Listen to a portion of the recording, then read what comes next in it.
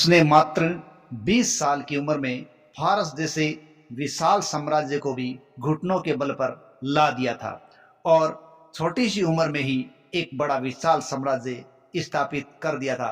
यूनान के एक छोटे से प्रांत मकदूनिया का शासक सिकंदर, फिलिप और ओलंपिया का पुत्र, जिसने अपने आप को महान या अलेक्जेंडर द ग्रेट नाम से उसने इतिहास में दर्ज करवा दिया।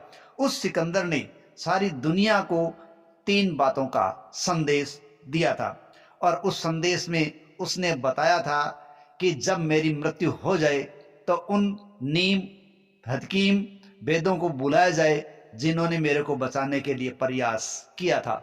उन नीम हकीमों को भी ये पता चल जाए कि जब आदमी की मौत निश्चित होती है तो वो भी नहीं बचा सकते।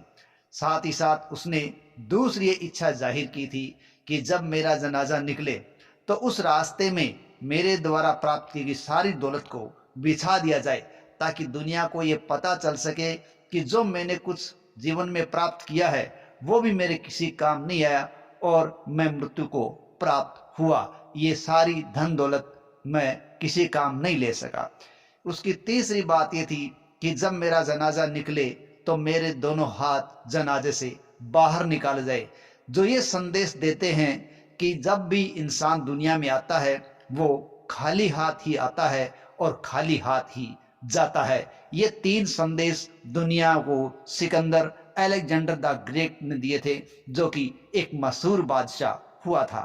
यही वो सिकंदर महान था, अलेक्जेंडर द ग्रेट था, जिसने भारत में एक वीर पुरुष पोरस का सामना किया था और उससे कहा था बोलो तुम्हारे साथ कैसा सलूक किया जाए।